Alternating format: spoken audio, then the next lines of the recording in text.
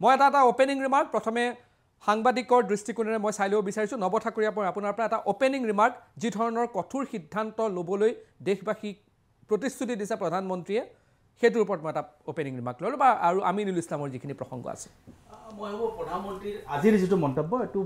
গ্ৰহণযোগ্য এইটো এইকাৰণে গ্ৰহণযোগ্য এই শব্দতে কৈছোঁ কিন্তু প্ৰধানমন্ত্ৰী ইয়াৰ আগতে মণিপুৰ সম্পৰ্কত পশ্চিমবংগৰ ঘটনাৱলী সম্পৰ্কত তেওঁৰ যিটো মন্তব্য এইটো চফ্ট আছিল বা almost reluctant to comment on এনেকুৱা ধৰণৰ আছিলে আনকি তেওঁ যেতিয়া ঘূৰি আহিলে চৌদি আৰবৰ পৰা তাত তেতিয়াৰ ষ্টেটমেণ্টটো খুব চফ্ট আছিলে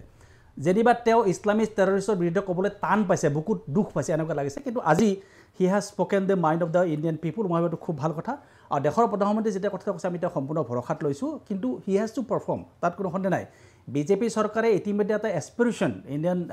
হিন্দুজ বেচিকেলি এটা এছপিৰেশ্যন তেওঁলোকে কেৰি কৰিছে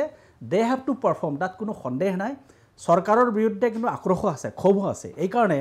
যে যদি দেশত শান্তি প্ৰতিষ্ঠা হৈছিলে কাশ্মীৰত যদি এইখিনি সকলো ঠিকে আছিলে তেতিয়াহ'লে ইমানখিনি ঘটনা কেনেকৈ ঘটিব পাৰে আৰু তিনিগৰাকী পাকিস্তানী নাগৰিক লগতে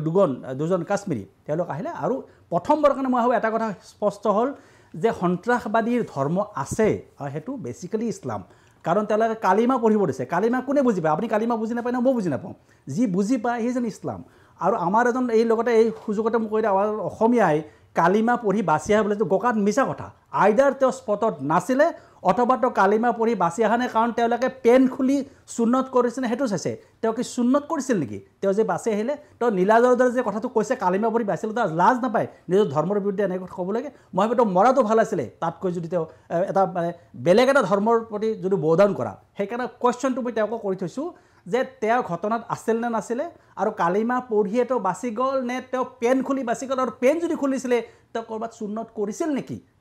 কাৰণ ইছলামে সেইটো কৈছে যে সুন্নত কৰাটো তেওঁলোকৰ কাৰণে জৰুৰী বিশেষ সুন্নী মুছলিমক কৰে গতিকে প্ৰথমবাৰৰ কাৰণে বহুত যুক্তি দিব যে ইছলামৰ ধৰ্ম নাই ভাষা নাই অমুক নাই ইছলাম এটা মেনষ্টৰ বা মনষ্টাৰ ডেমন কিন্তু মই ভাবোঁ ভাৰতবৰ্ষত ইছলাম টেৰৰিষ্টৰ যিটো victim has a religion they are Hindus অৰ্থাৎ Hindus are born in India to die to suffer elsewhere গতিকে এই গোটেই কথাখিনি এটা আক্ৰোশৰ হ'ব এই কথাখিনি এইকাৰণে কৈছোঁ being a journalist observing the situation of the last 48 hours মই ভাবোঁ ভাৰতবৰ্ষৰ গোটেই হিন্দু সমাজৰ মাজত এটা অদ্ভুত ধৰণৰ আক্ৰোশ আছে যিটো আগতে মই দেখা নাছিলোঁ এটা আণ্ডাৰ কাৰেণ্ট এটা প্ৰচুৰ এটা ক্ষোভ এটা খং পাকিস্তানৰ বিৰুদ্ধে টেৰৰিষ্টৰ বিৰুদ্ধে লগে লগে ভাৰত চৰকাৰ অৰ্থাৎ প্ৰাইম মিনিষ্টাৰৰ এটা মানে তেওঁৰ প্ৰতি এটা অদ্ভুত ধৰণৰ প্ৰত্যাহ্বান আহিছে মই আশা কৰিম প্ৰাইম মিনিষ্টাৰে will come to the level of the aspiration তেওঁ সেইটো কামটো কৰিব পাৰোঁ আৰু আমাক আশ্বস্ত কৰিব যে তেওঁৰ নেতৃত্বত বিজেপিৰ নেতৃত্ব বা ভাৰত চৰকাৰৰ নেতৃত্বত ভাৰতবৰ্ষ সংৰক্ষিত ভাৰতবৰ্ষ সুৰক্ষিত ভাৰতবৰ্ষ নিজৰ একতা নিজৰ